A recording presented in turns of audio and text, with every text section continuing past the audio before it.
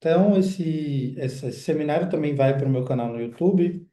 Para quem não conseguir ficar até o final, não tem problema, vocês verão por lá.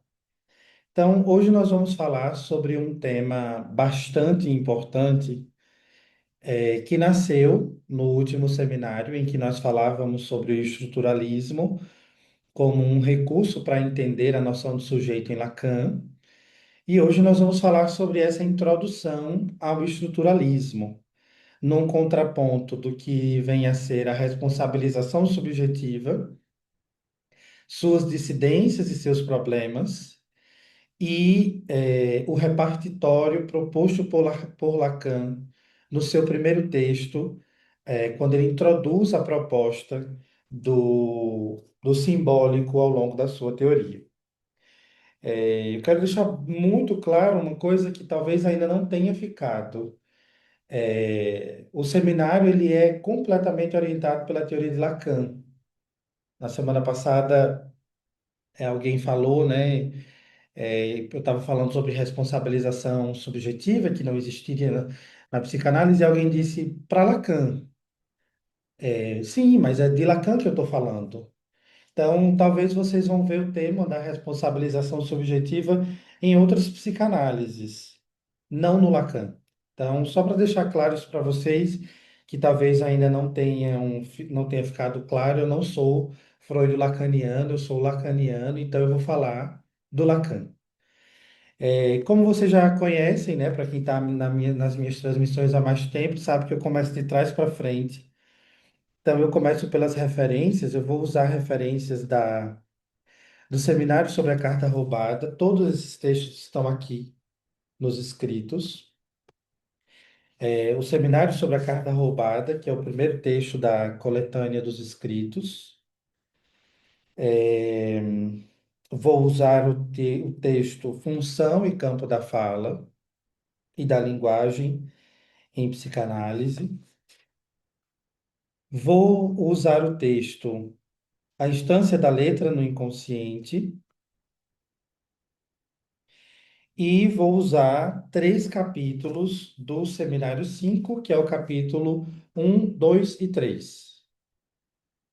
Então, são os textos, vou repetir de novo. Primeiro texto, Seminário sobre a Carta Roubada. Segundo texto, Função e Campo da Fala. Terceiro texto, A Instância da Letra no Inconsciente. E quarta referência, capítulo um, 2 e 3 do Seminário 5. Não se preocupem de não conseguir escrever, porque vocês vão poder ver essa aula depois no YouTube. Então, quando a gente vai falar sobre o estruturalismo, nós vamos precisar pegar algumas referências. Entre essas referências estão, a maioria de vocês já conhecem, de duas ciências diferentes. A primeira se refere a Saussure e Jacobson, que provém da linguística estrutural, e da antropologia de Lévi-Strauss. Então, quando vamos falar do estruturalismo em Lacan, nós vamos precisar fazer referência a essas três pessoas, esses três autores, dois da linguística, um da antropologia, o Saussure e o Jacobson da linguística e o Lévi-Strauss da antropologia. Algumas anedotas são importantes antes de a gente, de fato, entrar no tema do estruturalismo, do que vem a ser isso, como é que Lacan encontra o estruturalismo ao longo da sua teoria, como é que ele traz isso para a psicanálise. É, E a primeira referência tem uma coisa que me incomoda bastante, que são os autores que dividem o ensino de Lacan em uma primeira e uma segunda parte, onde na primeira Lacan seria estruturalista e na segunda parte Lacan seria borromeano. Isso para fazer uma referência a um primeiro, segundo, terceiro ensino, e aí eu me levo a fazer isso muito bem. Adianto-lhes que eu não concordo com essa construção, porque Lacan se serve do estruturalismo francês do primeiro ao 27º seminário. Lacan vai estar falando de estruturalismo. Todavia, na nossa leitura dos referidos seminários, nós vamos lendo de um jeito equivocado, como se Lacan fosse abrindo mão do estruturalismo e abraçando a matemática, que aí é quando o nó borromeano entraria no jogo e resultaria no abandono do estruturalismo. Isso, na verdade, não acontece. Não no Lacan cru. Acontece à luz da leitura de outros comentadores do Lacan, a exemplo, por exemplo, do Millet. Millet divide o primeira, segunda clínica e ultimíssimo Lacan. Essa não é a nossa leitura aqui, pelo menos proposta nesse seminário. Mas, no princípio, está o Sucy, né? Para quem já participou do curso de Introdução a Lacan, sabe que os primeiros encontros são dedicados a esse trabalho, a gente conhecer quem é o Sucy, entender a noção de signo linguístico e entender o que é que o Lacan faz a respeito do signo. Entendendo que nós vamos precisar estabelecer alguns paradoxos. Todas as vezes que nós estivermos falando de estrutura, nós não vamos estar falando de fenômeno. Fenômeno é uma coisa, estrutura é outra. Fenômeno obsessivo é uma coisa, estrutura obsessiva é outra coisa. Psicose fenomenológica é uma coisa, psicose estrutural é outra coisa. E aí nós vamos precisar entender o que se trata a estrutura, mas nós vamos chegar lá. Então, o Sucy é um famoso professor da Universidade de Genebra, e é quando ele desenvolve uma teoria um tanto quanto diferente do que a linguística da época vinha trabalhando, que é quando ele vai desenvolver a noção de signo, sendo o signo a junção de significante, significado e como produto final, o signo. Então, um signo linguístico é algo que se autorrepresenta, né? Por exemplo, um signo que se autorrepresenta muito bem é a morte, né? Se a gente abre isso para outras dimensões, nós vamos entender que o que é a morte para você? A gente vai psicanalizar a coisa, mas o Lacan vai dizer isso no seminário 3. Três signos que se autorrepresentam e dispensam e não conseguem atingir um significante que os represente. A morte, a vida e a mulher. Lacan vai dizer isso no seminário 3 sobre as psicoses. Não existe um significante para definir a vida, a morte e a mulher. Então, exemplos de signos linguísticos. Signos são partículas discursivas que se autorrepresentam, que dispensam explicações. E elas são, o signo é composto de uma imagem acústica e de um conceito. Eu estou passando rapidamente por isso, porque nós não estamos falando do estruturalismo de Saussure, mas precisamos passar por ele para chegar no Lacan.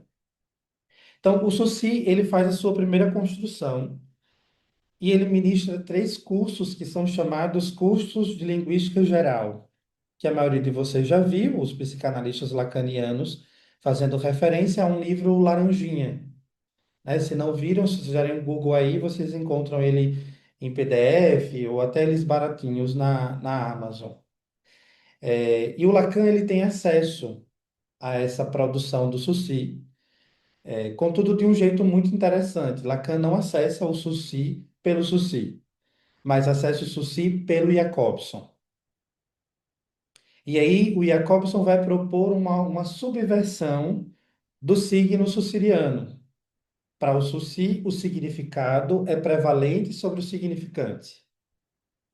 Para o Jacobson, ele vai colocar um giro nisso. Então, tem aí um movimento de giro. Ora é mais importante, ora não tanto. E aí é quando a gente chega no Lacan. Quando Lacan vai ver essa dimensão, essa fórmula suciriana do signo e vai dizer, ó, é, eu considero o significante como a partícula mais importante para a minha leitura.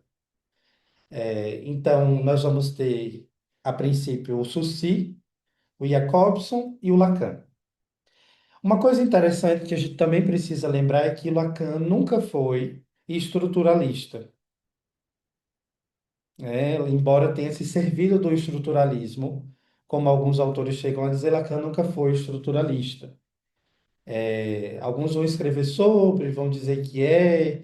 Para quem não conhece, Lacan aparece no curso de letras, enfim, com toda a sua influência e o seu poder de revolução teórica, mas Lacan nunca se propôs, inclusive ele diz isso muitas vezes ao longo da sua obra, que não era estruturalista.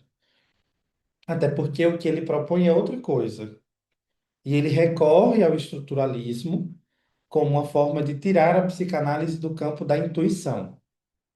E aí uma coisa bonita que acontece entre o seminário um e o seminário 9. Nós vamos ver Lacan se servindo do estruturalismo francês, nessa subversão da prevalência do significante sobre o significado, embora se conserve a fórmula.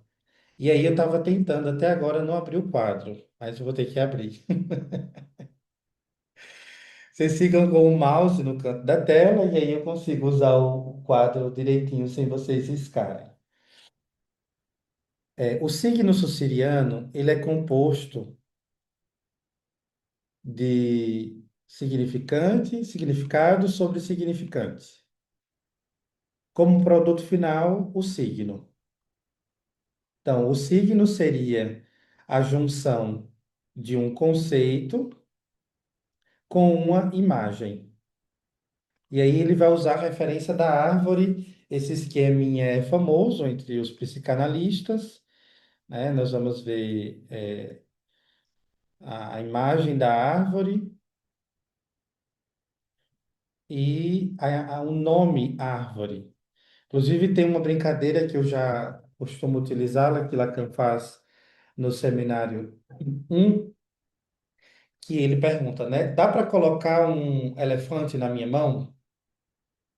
Né? E aí todo mundo diz que não, não é possível. E ele diz, não, é possível colocar um elefante na minha mão. Se eu escrever aqui a palavra elefante, eu tenho um elefante na minha mão.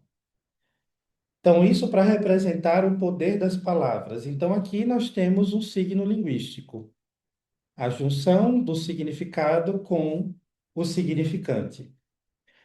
Quando Lacan ele vai propor uma subversão, a partir da leitura que ele tem do Jacobson, ele vai conservar a fórmula do significante, do signo linguístico, todavia dizendo o seguinte: o significante é sempre prevalente sobre o significado.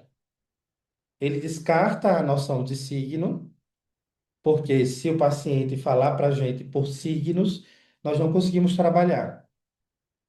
Então, por exemplo, o paciente procura e diz: eu tenho crise de ansiedade.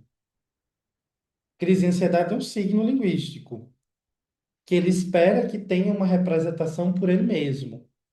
Todavia, se ele não diz como é essa crise, ele não constrói, ele não elabora em torno disso, a gente não consegue trabalhar. Concordam com isso? Se o paciente ele chega para você dizendo que está com depressão e ele não explica o que é isso, nós não conseguimos trabalhar. Então, o Lacan ele vai propor uma articulação outra, que é, ao invés de um signo, dois pares de significantes. E aí tem uma sacada do Lacan, que ele faz no seminário 9, que aí eu vou chegar já lá, que é quando ele usa a referência do grupo de Klein. Vocês vão encontrar essa referência aqui entre o seminário 9 e 13. Principalmente quando ele se prepara para montar o grafo do ato analítico. O grupo de Klein é uma teoria matemática da qual se refere a um elemento não representa nada para ninguém. Dois elementos já constrói um certo enredo. Todavia, dois elementos é o suficiente para gerar um terceiro. Se eu tiver dois elementos, eu tenho três. E se eu tiver três elementos, eu consigo um quarto que forma um par e me possibilita um trabalho de análise. Então, o Lacan vai dizer que para que haja uma análise é preciso que haja dois pares de significantes, ou seja, quatro elementos. Essa é o cálculo mínimo de uma análise. Então, eu preciso ter esse grafo para colocar em marcha um trabalho de análise. Então, uma vez que eu tenho quatro elementos, e aí é quando Lacan já vai colocando muito dele mesmo nessa construção, ele vai dizer isso que eu não posso ter um, eu não posso ter dois, mas se eu tiver dois, eu tenho três, se eu tiver três, eu tenho quatro. E isso é o suficiente para que provoque-se um trabalho de análise, que é muito do que a maioria de vocês chega nas supervisões angustiados, dizendo aos supervisores de vocês que o paciente de vocês não fala. Ou se fala, fala por palavras muito curtas. Vocês chegam dizendo uma coisa que o Lacan já disse, só que vocês não sabem que dizem isso. Que se o paciente continuar falando as mínimas coisas que ele fala, não existe uma análise possível ali. Então, às vezes, a gente é lacaniano sem perceber que é. Então, essa introdução ela cabe nessa leitura, né, inicial da construção do Lacan. Então, o estruturalismo é aquilo que serve ao Lacan para tirar a psicanálise do campo do fenômeno. E uma vez que tira a psicanálise do campo do fenômeno, tira a psicanálise do campo da medicina. Se a psicanálise já não era tão adepta à medicina, ela já não era possível de ser tragada pela medicina, ela sai desse campo e torna-se as controvérsias que nós vamos encontrar por aí uma ciência, né? A psicanálise é uma ciência ou não é uma ciência? Enfim, esse não é o tema do nosso encontro de hoje. Então, o estruturalismo do Saussure, do Jacobson e em compartilhamento com Levi-Strauss é aquilo que serve ao Lacan como um recurso de poder dar um parâmetro para os psicanalistas da época e que viriam depois dele praticar a mesma psicanálise. E não a psicanálise onde cada um vai tirar das próprias profundezas e achar que vai fazer como quer, porque psicanálise é artesanal. Então, o esforço do Lacan é para tentar não padronizar, mas dar um parâmetro único, para que se a psicanálise estiver sendo estudada aqui hoje, seja a mesma psicanálise estudada na China. Então, o estruturalismo ele tem essa função de nos dar, enquanto psicanalistas, a noção de que não é aquilo que eu acho, mas é aquilo que eu me baseio para criar uma hipótese.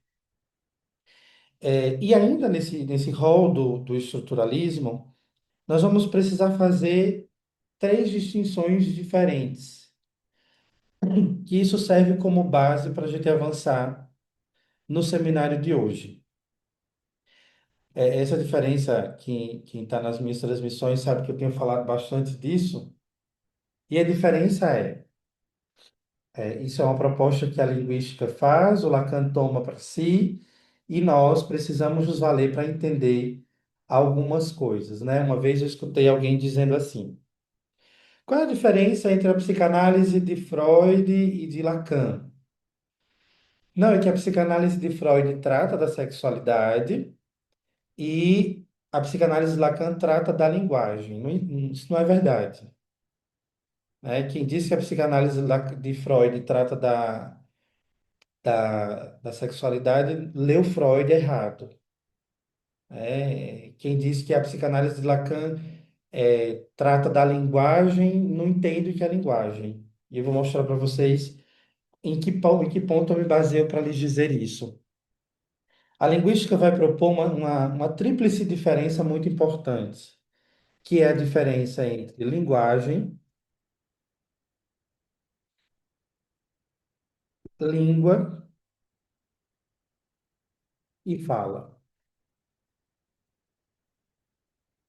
Se nós não soubermos essa tríplice diferença, nós não conseguimos avançar nem no nosso seminário hoje, tampouco nas nossas compreensões do Lacan. Né? Porque, por exemplo, a grande incógnita de quem está no Instagram. Como é que eu explico a psicanálise para leigos? Ah, mas a psicanálise de Lacan trata da linguagem. Não é bem assim que a coisa funciona. Né? A linguagem é uma coisa bem mais ampla do que simplesmente afirmar que trata da linguagem. A gente vai entender isso. Para os linguistas, a linguagem se trata de um conjunto de códigos e regras.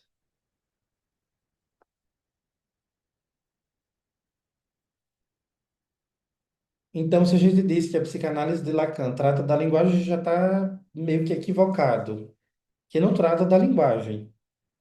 Que como é que a gente trataria um conjunto de regras e códigos? Que não muda. A linguagem não muda. Isso é muito importante para a nossa leitura. O Lacan vai insistir nisso no campo da fala e da linguagem, no, nos outros textos que eu indiquei para vocês, vai insistir nisso na carta roubada. A linguagem, enquanto tal, não muda. Né? O que muda é outra coisa, a gente vai chegar nisso. Na instância da letra do inconsciente, quando Lacan vai construir a noção de letra como suporte do significante. Então, não existe. Acho que tem alguém de vocês mexendo aqui. Deixa eu ver se eu consigo reestabelecer o quadro. Vocês conseguem rever o quadro? Com que não conseguem? Deixa eu fechar aqui e abrir novamente. Hum, Peraí que eu estou abrindo.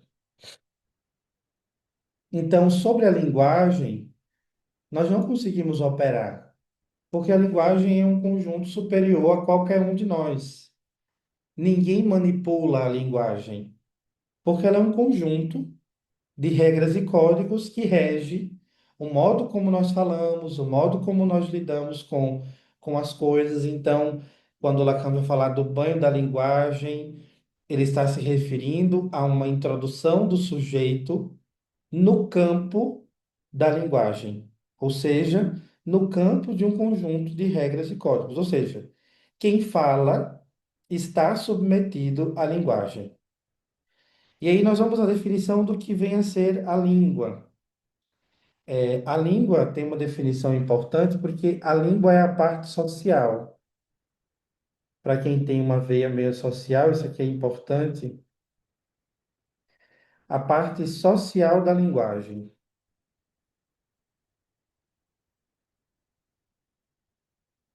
Então, é aquilo que é falado por um grupo.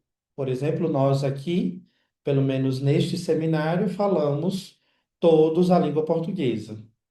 Enfim, não sei se tem alguém que é de outra naturalidade que consegue, entender o português, mas nós aqui estamos dentro de um sistema de uma língua.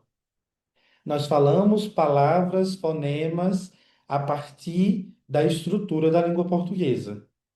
Formulamos frases, formulamos textos, trechos, parágrafos, contextos a partir de uma língua, isto é, a língua portuguesa. Então, a língua é aquilo que está submetido a um sistema maior, sendo este a linguagem. Então, a linguagem é aquilo que rege, a língua é aquilo que é falado por um grupo, e a fala, que aí sim nós chegamos no ponto que nos interessa. Tem uma definição que a gente precisa melhorar ela, é, quando os linguistas vão definir a fala, eles vão dizer que a fala é um ato individual. Eu vou usar essa referência, mas vou falar sobre um ato individual. Então, quem fala fala a partir de uma língua dentro de um sistema de códigos. Por isso que, quando Lacan vai construir as noções de metáfora e metonímia, ele vai dizer e equiparar a metonímia como se fosse um contexto, porque nenhuma fala ela é isolada, nenhuma fala está foracluída, ela está dentro de um contexto. Ainda que não esteja encadeado, tem um contexto para o que foi dito. Então, a linguagem como conjunto de regras, a língua como parte social da linguagem e a fala como um ato individual.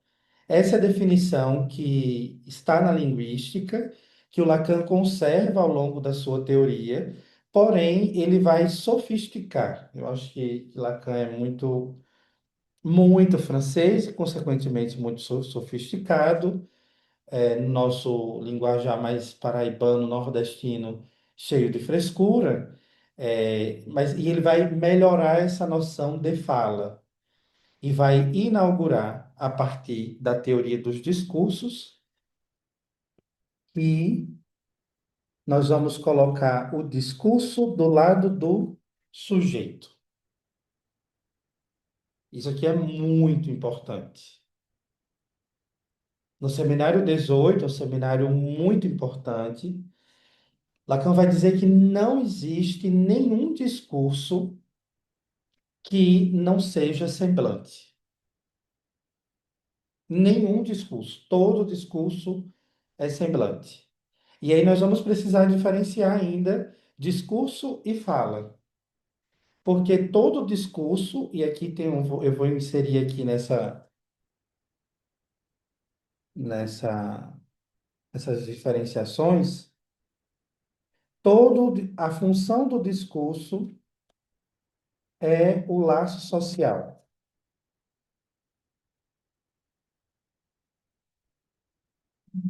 Por exemplo, quando nós estamos nos referindo a, sei lá, nós estamos aqui em 50 pessoas numa quarta-feira à noite, em nome de vamos nos reunir num seminário para estudar o estruturalismo em Lacan. Esse discurso do Lacan, da psicanálise, é uma forma de reunir vocês aqui hoje.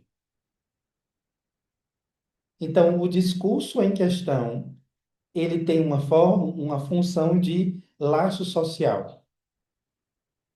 E todo aquele que fala, fala dentro do laço, com exceção da psicose. Então, o perverso está no laço, o neurótico está no laço e o psicótico fora dele. Mas aí a gente chega já nessa noção das estruturas. Então, a partir dessa diferenciação, da qual Lacan conserva no seu ensino, nós vamos ter o famoso axioma, que ele vai levar, arrastar até o seminário 20, vai tomar ainda algumas vezes, que é o que a maioria de vocês conhecem e repetem. O inconsciente é estruturado como uma linguagem. Ou seja, o inconsciente necessariamente, a partir dessa diferenciação, eu espero que vocês estejam acompanhando, se o inconsciente é estruturado como uma linguagem, não é que o inconsciente necessariamente é a fala. O inconsciente é regido por um conjunto de códigos e regras. O inconsciente do sujeito, que é fruto de uma articulação, de uma linguagem na qual ele está inserido. Todo aquele que nasce, vulgo todo ser humano, é banhado na linguagem. E aí é quando nós vamos também a uma divergência de vários autores da psicanálise que dizem que, por exemplo, o autista não está na linguagem. Lacan nunca disse isso, ao contrário. No seminário 1, Lacan vai dizer que o autista é mestre da linguagem, está na linguagem. Agora, a diferença de estar na linguagem não significa necessariamente falar. Falar é uma coisa, estar na linguagem é outra. Que aí é quando nós vamos também às várias discussões de, por exemplo, análise com pessoas que têm deficiência audiovisual.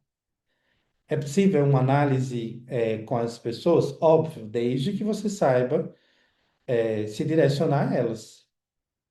Então, a linguagem é uma coisa, ela tem a noção, ela tem o escopo de uma estrutura.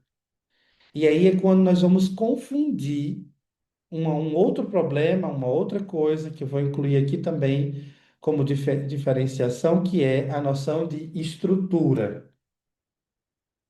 Quase sempre quando a gente fala de estrutura, a maioria de nós vai pensar na estrutura clínica.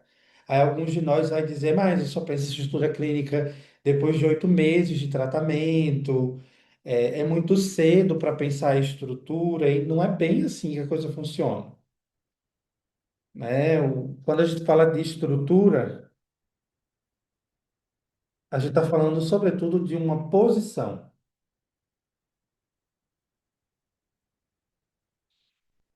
Essa é a diferença.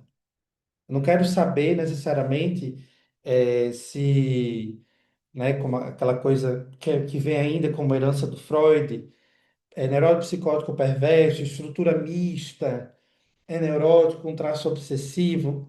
Primeiro que no Lacan não existe essa história de traço. Ah, mas nenhuma estrutura é pura. Para quem?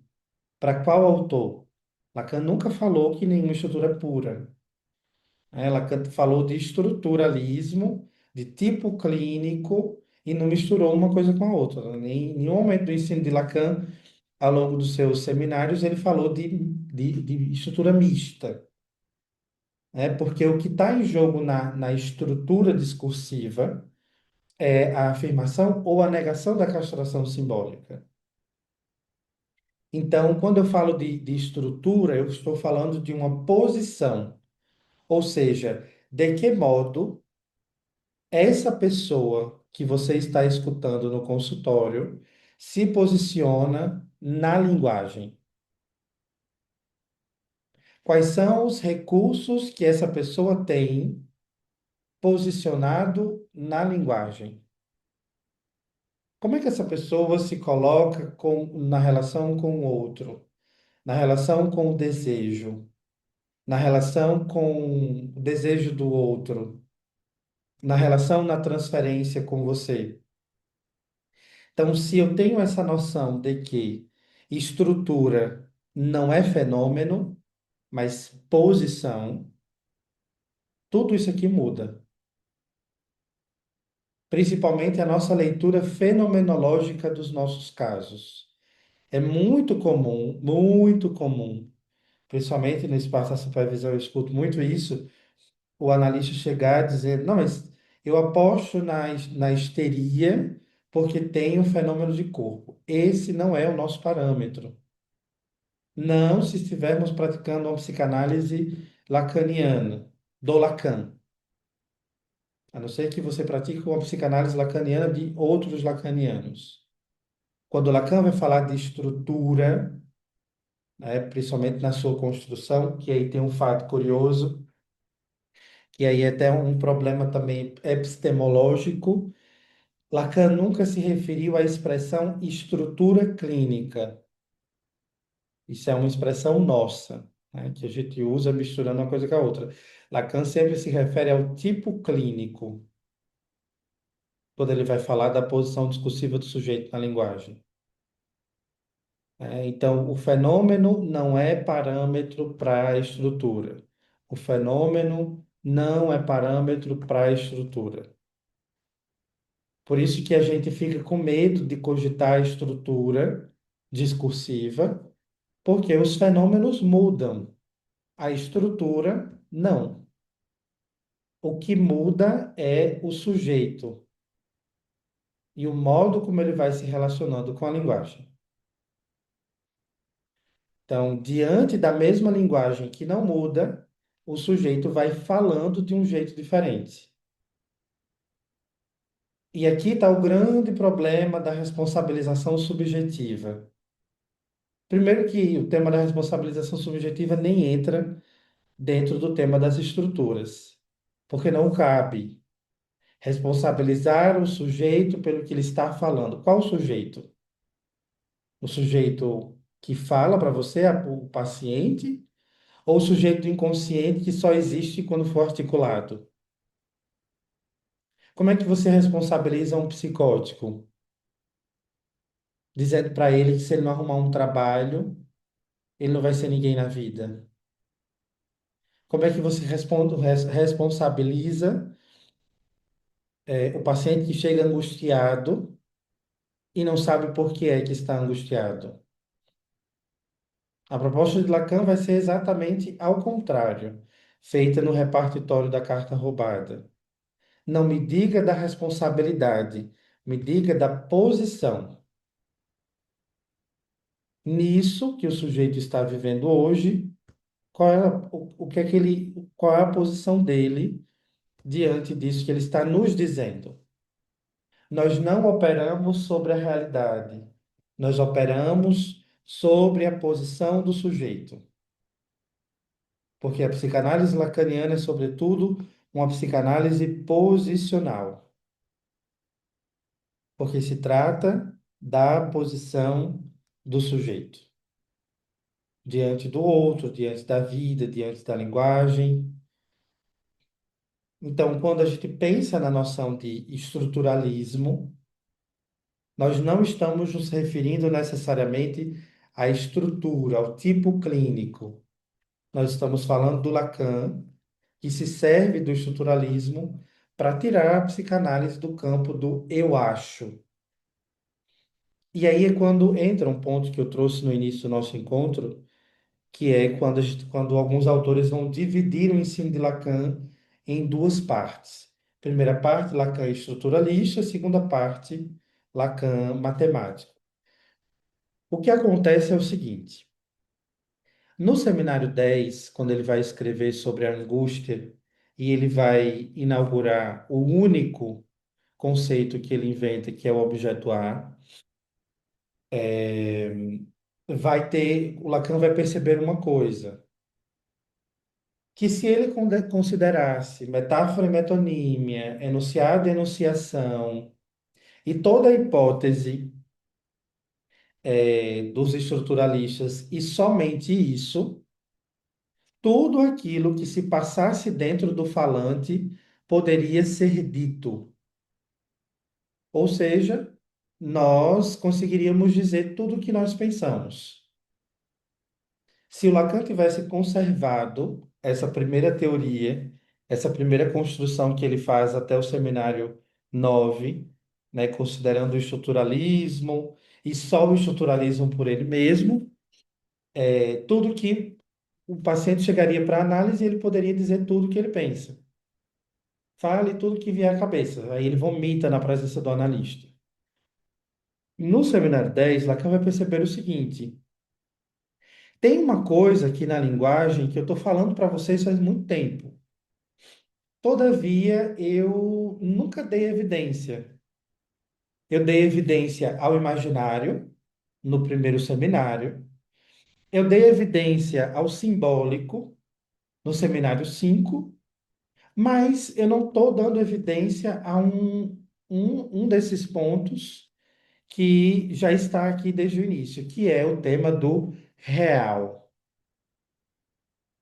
Então, o que é que o Lacan faz no seminário 10? Ele insere evidenciando o real na sua leitura clínica. Ou seja, se era possível ao falante dizer tudo o que pensa, agora, devidamente percebido antecipadamente, não é possível que se diga tudo o que quer. Não porque não se quer, mas porque não se consegue por causa da estrutura discursiva. Então, a presença do real na nossa leitura estrutural nos garante que Lacan nunca abandonou o estruturalismo, ele só evidenciou a presença do real nessa leitura que nós fazemos da clínica. E aí é quando nós vamos ter real, simbólico e imaginário do primeiro seminário até o seminário 27. O que é que acontece no seminário 22, que a galera usa dizendo que é o momento da clínica borromeana, é a clínica do real? Somente no seminário 22 é que ele nomeia real, simbólico e imaginário de nó borromeano. É no seminário 22 onde ele consegue essa palavra provinda da topologia de nó borromeano, e ele diz que, na verdade, real, simbólico e imaginário estão articulados desde sempre. A questão é que, como se trata de um ensino que está sendo construído, não tem como Lacan voltar para o seminário 1 e dizer, não, é novo-romeano, eu só disse no seminário 22, mas eu estou voltando aqui para dizer uma coisa que eu não disse. Mas a nossa leitura cronológica nos permite retroagir sobre os primeiros seminários e entender real, simbólico e imaginário em todas as partes do seminário. Então, o que acontece é quando Lacan insere a matemática como um recurso clínico de nos dizer que nós não temos como dizer necessariamente tudo o que está no real, porque, por definição, ele vai dizer isso no seminário 4, o real é inassimilável. Então, uma vez que é inassimilável, não é possível dizer tudo dele, mas é possível dizer alguma coisa.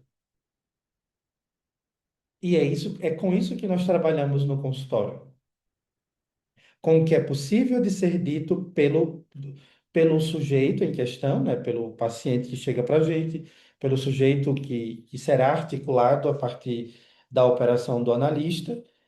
E aí é quando o Lacan constrói uma ideia que a Michelle Roman Faria extrai, e que para mim é a melhor definição de psicanálise lacaniana. A psicanálise lacaniana é o tratamento simbólico ao real. Então, é com o recurso simbólico que nós conseguimos tratar a relação que o sujeito tem com o real da linguagem.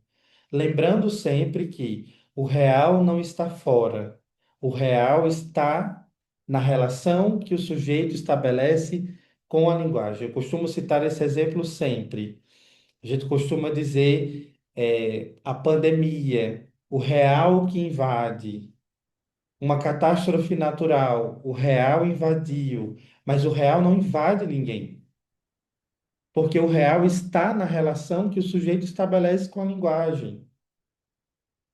O modo como o sujeito vai lidar com esse real, que quase sempre é impossível de ser assimilado, é que muitas vezes é por via do pânico, da ansiedade, da depressão.